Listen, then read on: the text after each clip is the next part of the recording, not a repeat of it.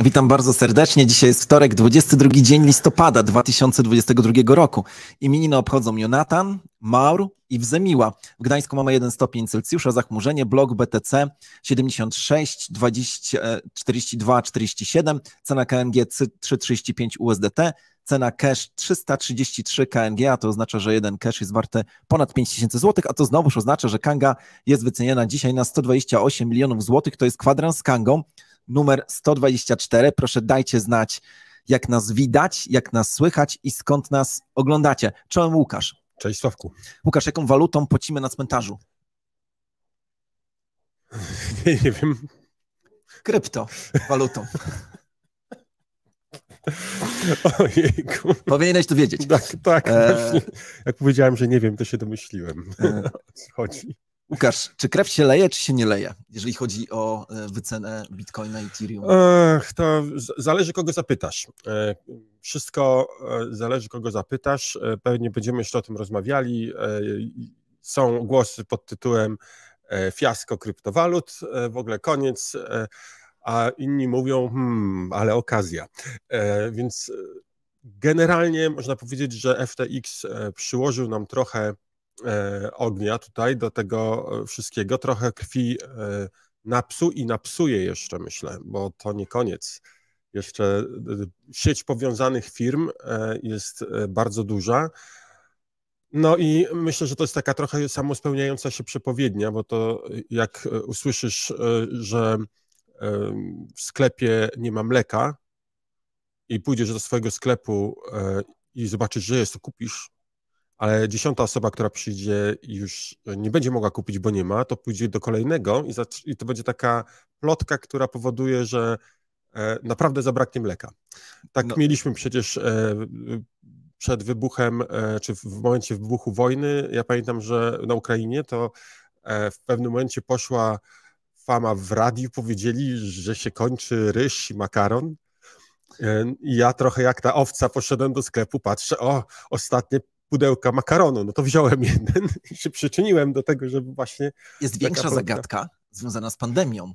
Jak to jest, że mieliśmy deficyt papieru toaletowego w Polsce? Tak. Tego do dzisiaj chyba nie wyjaśniono, jak to się wydarzyło. W Stanach Zjednoczonych tam w ogóle było masakrycznie. Ten papier toaletowy to uchodził za dobro luksusowe. Nie wiem, jak to się stało, że tam też zabrakło. Widziałem zdjęcia pustych półek sklepowych. No właśnie, ale papierem, jak się patrzy na wycenę Bitcoina, no to jesteśmy w jakimś takim, on reaguje, ale jakoś tak nie mocno. Powiem tak, przyglądałem dużo analiz. Polecam zapoznanie się z analizą, którą mamy na dailychain.io. Tam jest świeża analiza Bitcoina, analiza techniczna. Szczegółowo opisana, więc dużo więcej niż ja teraz powiem. Generalnie wygląda na to, że mamy cenę poniżej 16 000, czyli pewna bariera psychologiczna została pokonana. Mamy zagrożenie przebicia tych 15,5. Właśnie chcę zobaczyć, ile dokładnie w tej chwili mamy, żeby się nie okazało, że już przebiliśmy 15,5, ale chyba nie. 15,665, więc blisko, ale jeżeli faktycznie przebijemy tą barierę i zamkniemy dzień, no to analitycy sugerują dalsze spadki. Nawet do 12 000 dolarów może spaść, chociaż ja muszę powiedzieć, że pamiętam, nie pamiętam, czego pokazywaliśmy ten wykres na wizji, ale rozmawialiśmy parę kwadransów temu, 1 albo 2, tak.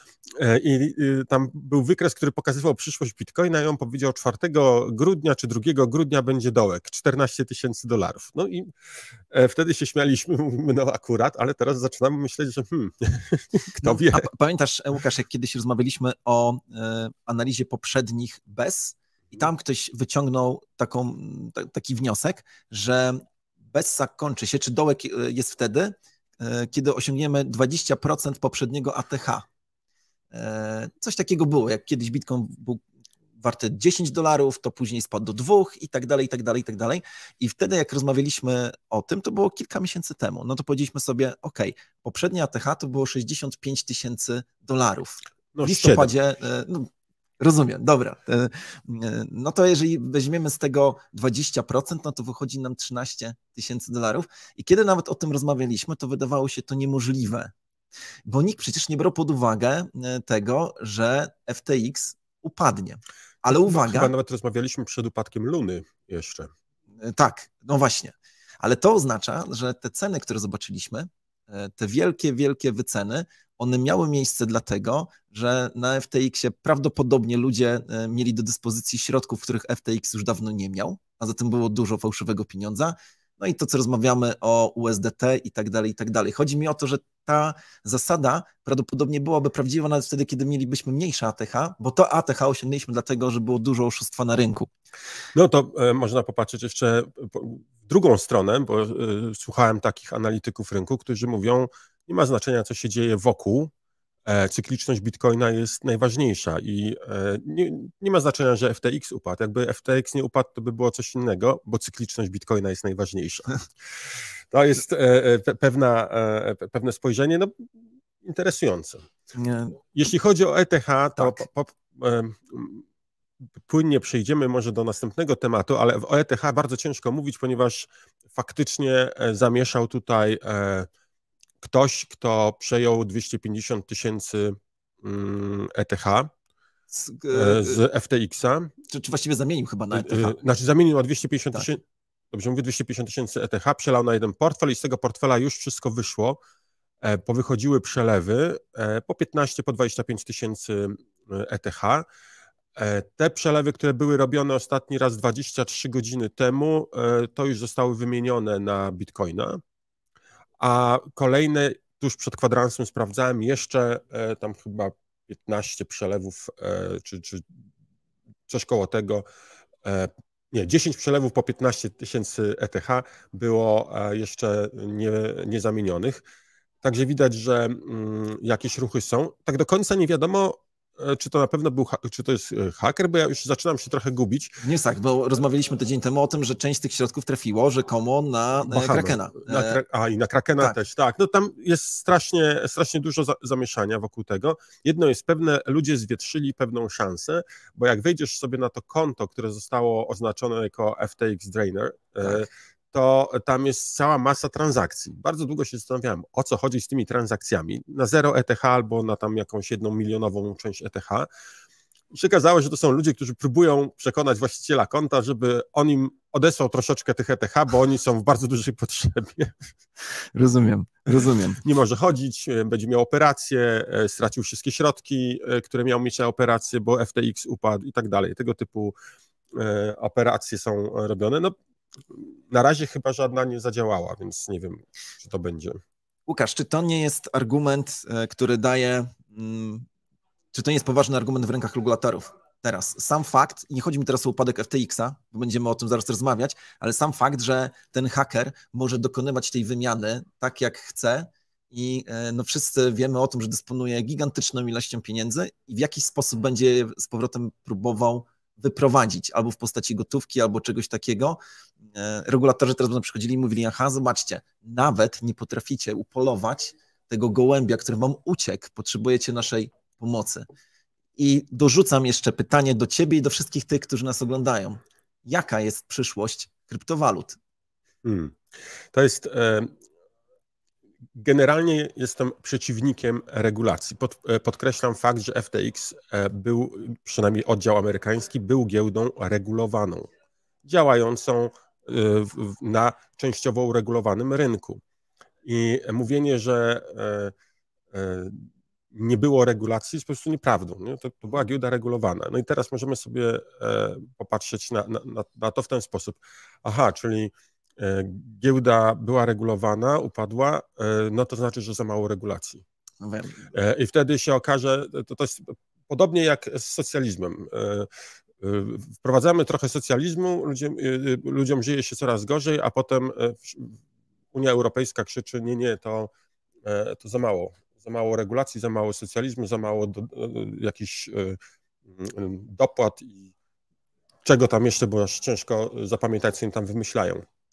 No ale faktem jest, że no są tacy szaleńcy, którzy uważają, że regulacje są najważniejsze. To, czy to działa, no to możemy popatrzeć sobie na listę na przykład krajów, gdzie ideologia pana Marksa i Engelsa przyniosła dobrobyt. Ona jest bardzo widziałem taką listę, taki pomnik nawet gdzieś powstał i jest właśnie wymieniona lista pierwszych 10 krajów, które osiągnęły największy dobrobyt dzięki wprowadzeniu ideologii socjalizmu. Ona jest pusta. No, o regulacjach będziemy dużo na pewno rozmawiać. Nie martwi jednak to, że w tej chwili musimy się spodziewać dużej agresji regulacyjnej. Pewnym już takim odblaskiem tej sytuacji jest artykuł, który pojawił się wczoraj w Wyborczej. Ja go wkleiłem teraz w naszym wewnętrznym czacie, jeżeli ktoś może go wstawić do komentarzy, tak żeby inni mogli sobie na niego kliknąć. Czytałeś go na pewno, przynajmniej przeglądałeś, bo jest... było ciężko, ale tak. Bo jest długi. No właśnie, teraz spróbujmy jednak zachować szacunek i powagę dla ludzi, którzy tam rozmawiali. Ja tylko patrząc w ten wywiad powiem, że wywiad został przeprowadzony przez dziennikarza współpracującego z Gazetą Wyborczą, Grzegorz Sroczyński, który rozmawiał z Krystianem Łukasikiem.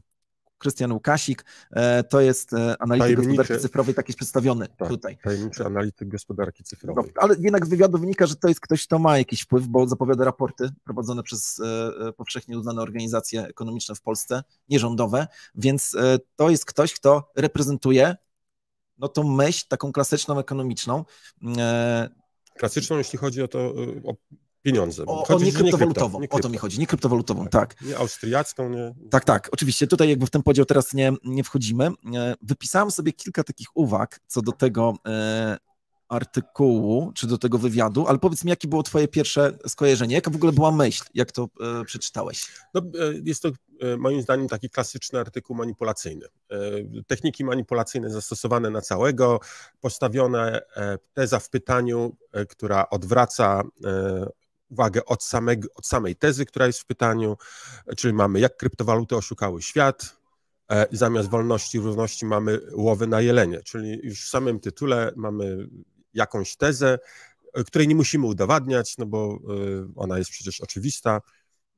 No właśnie, bo to jest bardzo ważne. Tam pada takie pytanie, czyli po co właściwie istnieją kryptowaluty? Zadaje to pytanie dziennikarz i odpowiedź jest taka, żeby osoby bardziej wtajemniczone mogły zarabiać kosztem jeleni. Tak odpowiedział właśnie ten ekonomista. I tutaj chcę powiedzieć, że to jest po prostu, nie przystoi osobom o wysokich standardach tak odpowiadać. To znaczy, tak długo jak ten świat ekonomii będzie traktował kryptowalutowców i świat kryptowalut jako taką piaskownicę, gdzie dzieci przerzucają się piaskiem i czasami mocniej dostaną po twarzy, tak długo nie ma szansy na jakąkolwiek debatę. To jest pierwszy wniosek, który ja wyciągnąłem z tego artykułu. Ja powiem tak, no te odpowiedzi, które tam, czy pytania i odpowiedzi, które są, to wskazują, no, są bardzo tendencyjne.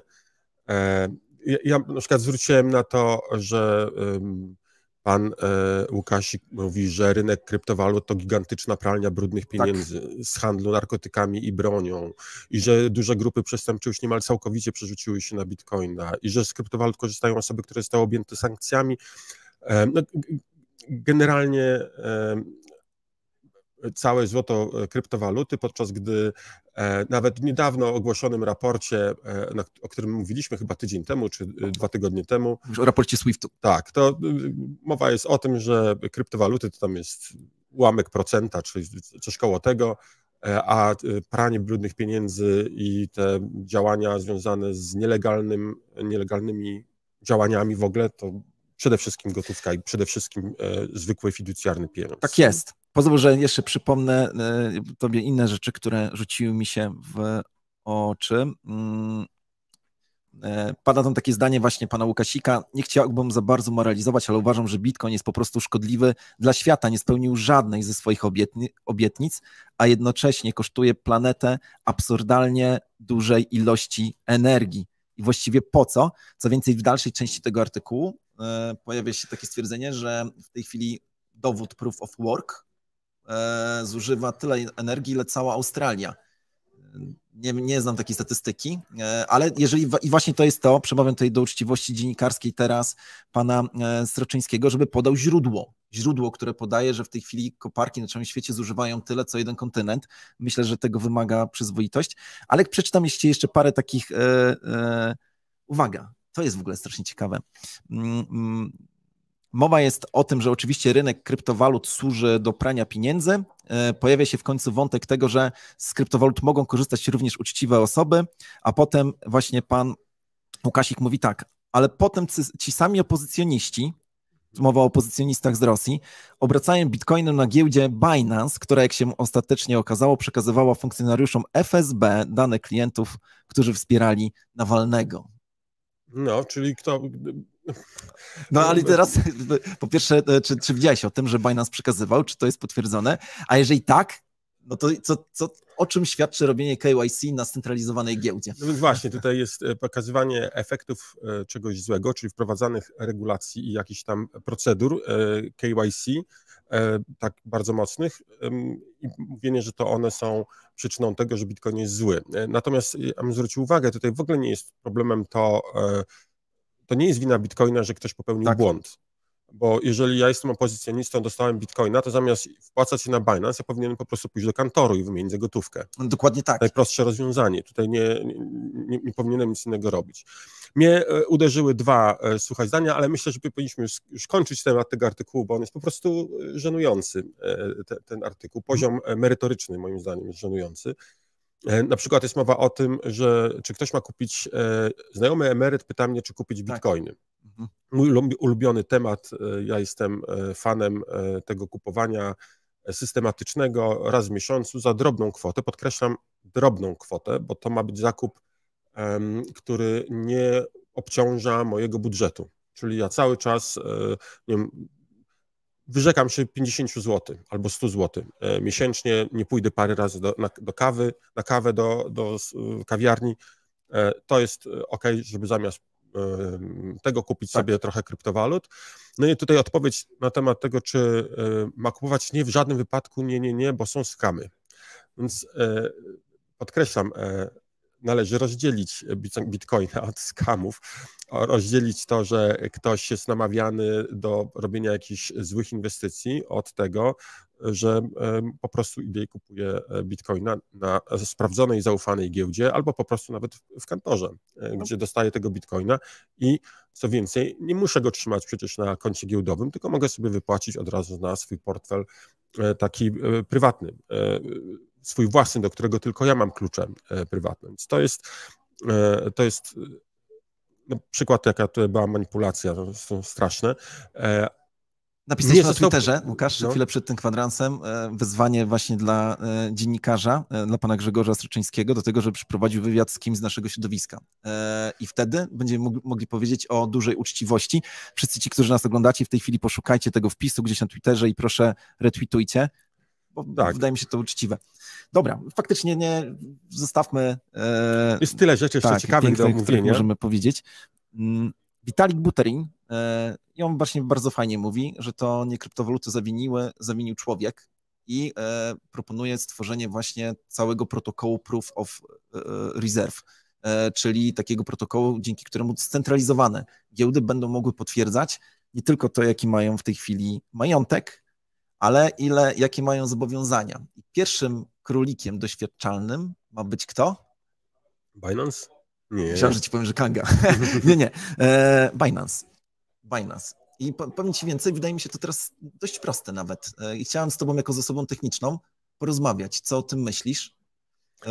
Wszystko zależy od uczciwości dostarczyciela informacji, no bo o tym, jakie zobowiązania ma dana giełda, to wie tylko ta giełda. Tak, ale wyobraźmy sobie, że giełda ma dzień zero. Czy można by było zrobić coś takiego? Znajdź tutaj błąd, że wykorzystujemy portfele proxy, czyli takie, które jakby nie należą do giełdy, ale mają wpisane w kontrakcie, że środki, które tam wpłyną, od razu są przekazywane na konkretne adresy giełdowe. To znaczy taki jak gdyby pośrednik, który zlicza, ile środków na giełdę poszło. I tak samo jak następuje wypłata z giełdy, realizowana jest przez portfele pośredniczące. To znaczy, że zewnętrzny system zlicza, ile weszło, ile wyszło. No i w ten sposób można w jakiś sposób policzyć te zobowiązania. Wiem, że nie gadaliśmy o tym przed tą audycją, ale powiedz, czy to ma jakikolwiek sens? Generalnie tak, tylko trzeba pamiętać, że nie wszystkie protokoły umożliwiają zrobienie tego typu, czyli nie każdy blockchain pozwala. Oczywiście moglibyśmy się ograniczyć tylko do jednego, na przykład do Ethereum. No Ethereum pozwala na takie coś, tak. Z Bitcoinem byłoby już tutaj ciężej. No tam tych pomysłów na to jest kilka, jak to można zrobić i wydaje mi się, że koniec końców coś zostanie takiego wymyślone, uznane i wprowadzone powszechnie przez giełdy. Natomiast była sytuacja bodajże Genesis albo Grayscale, poproszony o proof of reserve, oni odmówili, bo ze względu na bezpieczeństwo. I poniekąd trochę się z nimi zgadzam.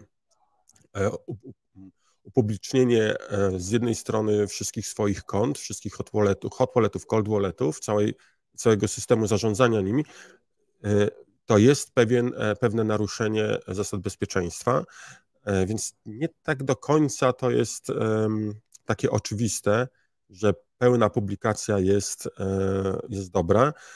Można by było pomyśleć raczej o tym, żeby zrobić, mi ta idea bardziej się podoba, żeby była organizacja, do której przynależność na przykład giełdy jest dobrowolna i ta organizacja przeprowadza audyty. Wydaje mi się, że to jest też jakieś zabezpieczenie. Czy to będzie, czy te audyty będą wiarygodne? No właśnie, to wszystko jest kurczę. No to jest na pewno temat, który będzie teraz wałkowany. Na Being Crypto możemy o tym dużo poczytać, właśnie o relacji pomiędzy, i to jest ciekawe, pomiędzy Rosjaninem, czyli Buterinem, a CZ-em, czyli Chińczykiem. A skoro mówimy o CZ-cie, to... Co on zrobił? No to właśnie, słuchaj, zrobiono 2 stop klatki. Jedną zrobiono 11 listopada, a drugą bodajże 19. Szukam w tej chwili, tak, mam to. Komparik o tym napisał. 11 listopada 2022 roku sprawdzono, ile wynosiły fundusze bitcoinowe Binance'a i tydzień po tym, kiedy już cała afera była rozpętana. Jak myślisz, czy przybyło, czy ubyło? Spodziewam się, że przybyło. Cytat, stan rezerw Binance w dniu 11 listopada 2020 roku wynosił 26,71 miliarda dolarów, mówimy o Bitcoinie. Tydzień później, czy 9 dni później, giełda posiadała aktywa na poziomie 65,69 miliardów dolarów. I to mimo spadku.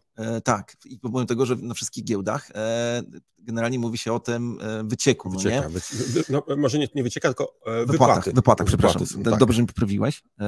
Zawsze jest tak, że jak ktoś kogoś zabije i się szuka mordercy, to pierwsze, co się próbuje ustalić, to motyw. Czy dostrzegasz pewną analogię w tym, co można tutaj mówić o tym, że faktycznie motyw... Ja generalnie nie darzę dużym zaufaniem CZ-a, w sensie takim, że nie uważam go za w pełni wiarygodną osobę, choćby dlatego, że działa z Chin i to już od razu powoduje, że jestem przekonany, że raczej sam z siebie tego biznesu nie prowadzi. Właśnie. To takie ten...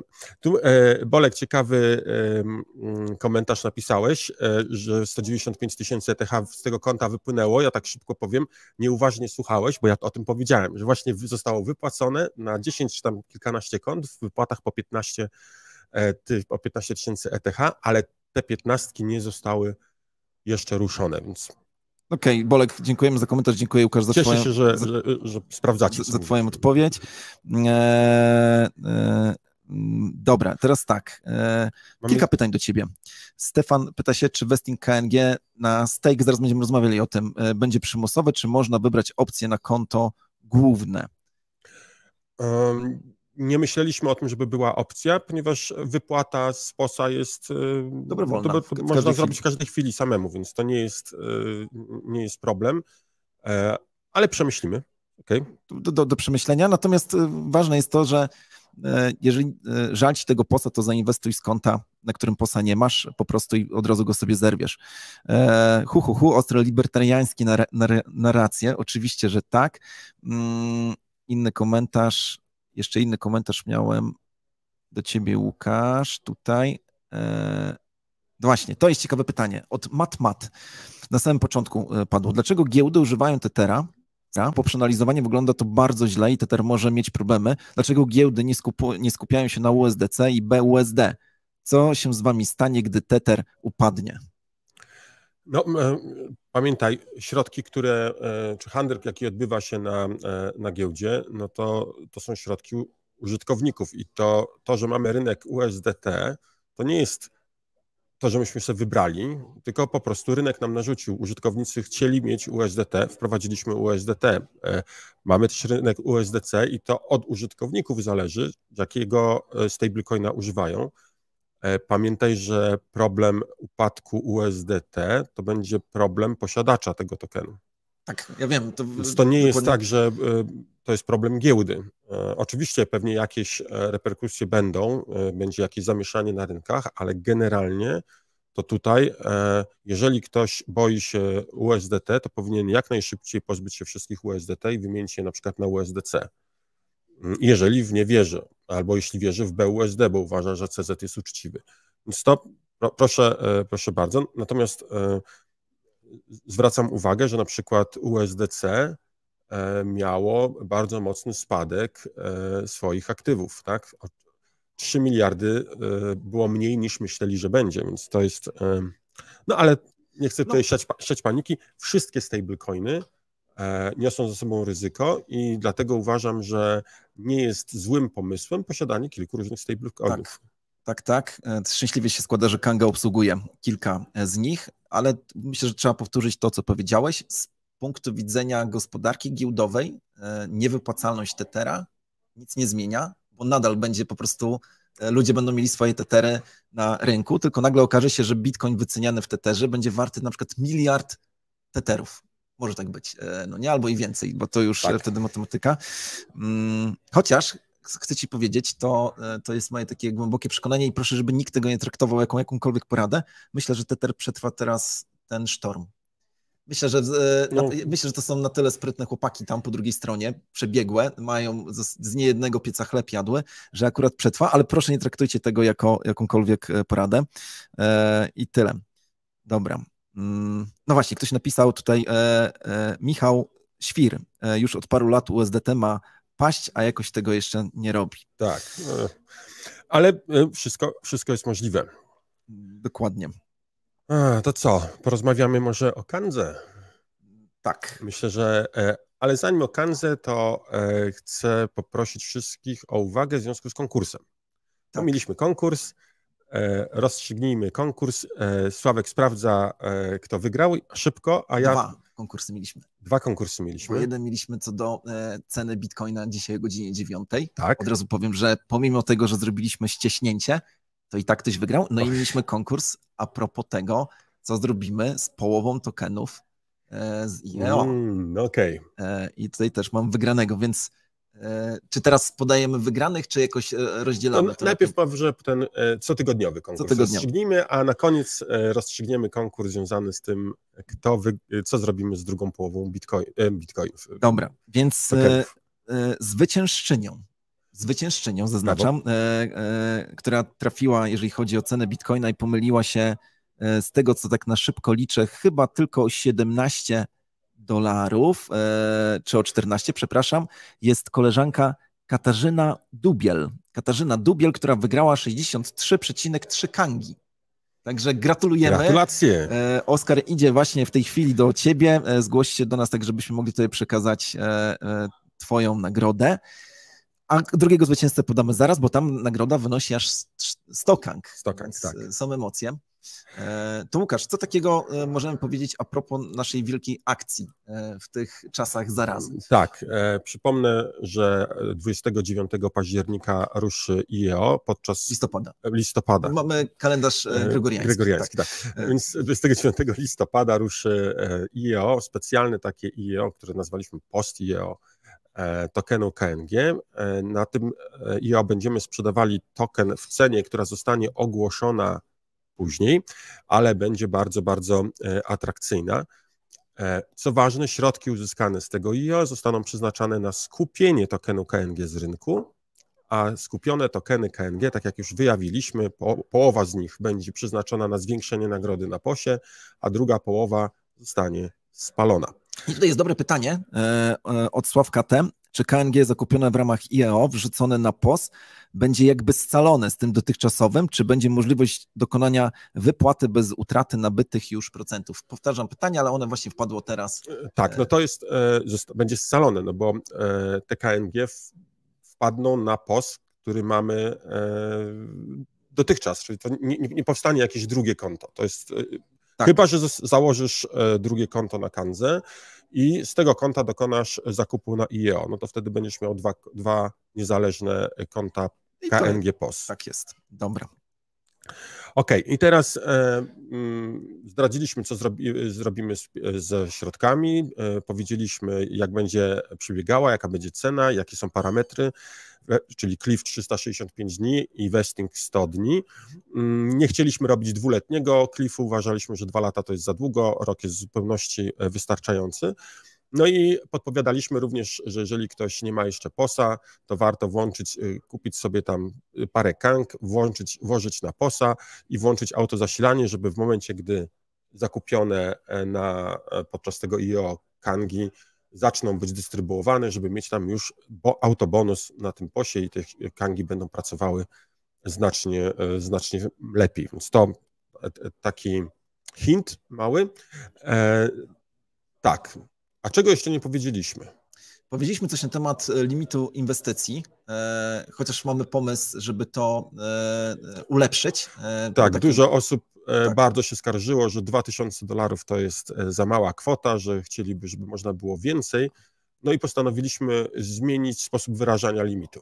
Tak, limit będziemy wyrażać w ilości KNG, które będzie można w ramach tego IEO zakupić, przy czym tą ilość podamy gdzieś tam w jednym z kolejnych odcinków, ale będzie jeszcze jedna rzecz związana z pakietami, które Kanga wprowadziła w ubiegłym roku, gdybyś mógł to wyjaśnić. Były pytania, czy będziemy mieli Priority Pass, czyli tą możliwość złożenia swojego zlecenia jako pierwsze w kolejności, czyli mamy gwarancję powodzenia. I tak, oczywiście będą pakiety, będzie kilka rodzajów pakietów, także będzie można wziąć udział w zabawie w licytację. Na pewno jedna grupa pakietów będzie ograniczona dla naszych hodlerów, czyli dla osób, które mają POS KNG i ten POS KNG mają odpowiednio długiego czasu i mają włączone autozasilanie. To będzie taki ograniczony, gdzie będzie znacznie mniej osób mogło brać udział, więc to zmniejsza konkurencję, a tym samym ułatwia wygranie licytacji, czy też nie musimy wygrywać licytacji, nie musimy podawać najwyższej oferty, bo jeżeli pakietów na przykład będzie 100, to wystarczy, że będziemy wśród 100 osób, które zgłoszą najwyższą cenę za prawo bycia w pierwszeństwie, prawo bycia pierwszym w kolejności. Co się stanie z kangami osób, które nie wygrają takiego pakietu? One są zwracane. Okej. Co się stanie z tymi kangami, które zostaną zebrane w ramach sprzedaży pakietu? Są przeznaczane na POS, na nagrodę. Na nagrodę stakingową. Stakingową, tak. Dobra. Łukasz, tutaj padło takie pytanie od Jake'a. Skąd pewność, że wszystkie KNG się sprzedadzą w post IEO? Pytam, bo rynek jest bardzo słaby. Tak, to prawda, rynek jest słaby, ma tutaj dużą nerwowość, ale my jesteśmy przekonani, widząc reakcje osób, z którymi rozmawiamy, widząc nastawienie takie wokół kangi, to jesteśmy przekonani, że te kangi się sprzedadzą, tym bardziej, że tych kang wcale dużo nie będzie. A poza tym jesteśmy ludźmi wiary i czynu, a zatem liczymy, że i tutaj to nas wesprze.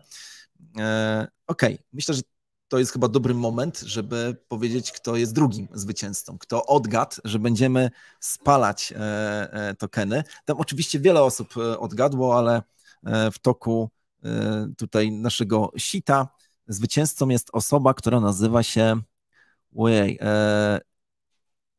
Jason Momoa. Jason Momoa, Jason Momoa, jakkolwiek wstawimy zaraz pewnie w komentarzu tego twitterowca. Również proszę zgłoś się do nas i odbierz 100 kang. 100 kang, jakby nie patrzeć, to już jest bardzo przyjemna nagroda. Tak, to za rok będzie można pojechać w podróż dookoła świata za taki budżet. Oczywiście to nie jest porada inwestycyjna. Tak. Okej, Michał Świr pyta, co się stało z kartą Zen Kanga? Są mega kosmiczne opłaty za przelew, czy nawet wpłaty na kartę, czy Kanga w przyszłości jest mniejszy dla użytkowników, czy one są narzucone z góry? Jedyna opłata to jest 1 punkt procentowy za zasilenie karty Zen. Zwracam uwagę, że wszystkie giełdy, które współpracują z Zenem, mają te same opłaty, a jeżeli przez jakiś czas jakaś giełda nie miała, to trwało to bardzo, bardzo krótko. Tutaj nie chcę ujawniać szczegółów i to jest taka opłata, to jest opłata naszego partnera, my na tym nic nie zarabiamy. Korzystam z karty Kangi, jestem szczęśliwy, bez przerwy z niej korzystam. Tak, ja też. Natomiast myślę, że niedługo będziemy mieli bardzo ciekawe informacje również w tym temacie. To już niedługo będzie duży krok naprzód. Tak, nie wtedy. Mały krok dla człowieka, ale wielki dla całej cywilizacji, jak to ktoś kiedyś powiedział. No dobra. Przypominam o konkursie. Proszę, piszcie, już widzę, że niektórzy typują. Piszcie swoje typy ceny Bitcoina w dolarach za tydzień. Przyjmujemy komentarze w standardzie, tak jak jest pokazane. Cenę podajemy w pełnych dolarach i nagrodę przyznamy temu, kto poda cenę najbardziej zbliżoną do ceny o godzinie 9 za tydzień we wtorek. Z tym, że nie można się pomylić o więcej 50. niż 50. Tak, bo zmniejszyliśmy ze 100 do 50. Okay. Później będziemy to ścieśniać. Będziemy jeszcze ścieśniać i będziemy wyławiać tych najlepszych snajperów. Tutaj Radek jeszcze mówi, żebyśmy przypomnieli o tym, co ma się wydarzyć jutro. Mówiliśmy o tym na zeszłym kwadransie. Ty mówiłeś, Łukasz, chodzi o ujawnienie przebiegu dyskusji tych osób, które decydują o stopach procentowych. Tak, no będzie. Ja powiem, już w tej chwili jest dosyć mocno się zrobiło, ponieważ tam niektórzy członkowie tego komitetu bardzo mocno i stanowczo wymówili o tym, że dobre wyniki CPI i PPI to jest w ogóle na to nie patrzeć. My będziemy dalej mocno podnosić, bo chcemy, żeby tam było, nie pamiętam ile powiedział, 8%, żeby było oprocentowanie. Ale z drugiej strony mamy bardzo niepokojące w pewnej sensie dane na rynku pracy amerykańskim. Przepraszam, już kończę, ale tak, chcę powiedzieć, bo to jest bardzo ciekawa rzecz. Dlaczego słabe wyniki na rynku pracy w Stanach to dobry sygnał dla Bitcoina? Ja myślałem, że to raczej zły, ale zacząłem tam czytać różne analizy i w pewnym momencie nagle uderzyło mnie, że to dobrze. Po pierwsze, big techy zwalniają swoich pracowników, a to oznacza, że branża krypto może zyskać nową krew, że część na pewno tych zwolnionych osób zasili szeregi zespołów kryptowalutowych i to pozwoli lepiej rozwijać się tym projektom. To jest taka pierwsza rzecz, a druga, która jest dosyć istotna, to taka, że duże zwolnienia na rynku pracy powodują szybsze podniesienie wskaźnika bezrobocia. Myślę, że tak będzie, a ten wskaźnik jest jednym z głównych wskaźników obok inflacji, na który patrzy Fed, ustalając, czy podnosi ceny, czy nie. Może zostać zmuszony przez to do zaprzestania podnoszenia cen tych stóp szybciej. No, zobaczymy. Łukasz, ostatnie, a może przedostatnie, Artur A. napisał sprzedaż KNG, żeby kupić KNG, to a propos naszej akcji, a skąd weźmiecie te KNG na IEO, brzmi jak drukowanie KNG z niczego. Tu kilka szybkich faktów. KNG jest ograniczony co do swojej substancji, tak jak Bitcoin, 21 milionów jednostek. Nie możemy drukować, nie mamy takiej możliwości i z tego powodu się cieszymy. Jakbyś jeszcze to skomentował? No, mieliśmy jawny podział czy dystrybucję Bitcoina, omawialiśmy to na jednym z no comment, więc zachęcam Ciebie do tego, żeby posłuchać. Tam wyjaśniamy szczegółowo, skąd biorą się tokeny KNG na IEO i jaki był podział, kto posiada, ile tych tokenów. Tam znajdziesz informacje. Zachęcam do obejrzenia. Przemek tutaj właśnie przyszedł nam z pomocą. Przemek, bardzo dziękuję. No dobra, okay, Łukasz, no to co? Znowu prawie 3 kwadranse. Musimy się bardziej zdyscyplinowani. Wracamy do pracy. Wszystkim Wam życzymy wszystkiego dobrego. Tak, a ja tylko na koniec powiem, bo postanowiłem, żeby tak będę kończył każdy odcinek. Będę mówił tak. BCK, Bitcoin ciągle królem i Kanga New Finance. I Kanga New Finance, tak. Dzięki. Dziękuję. Trzymaj się, wszystkiego dobrego. Hej. Cześć.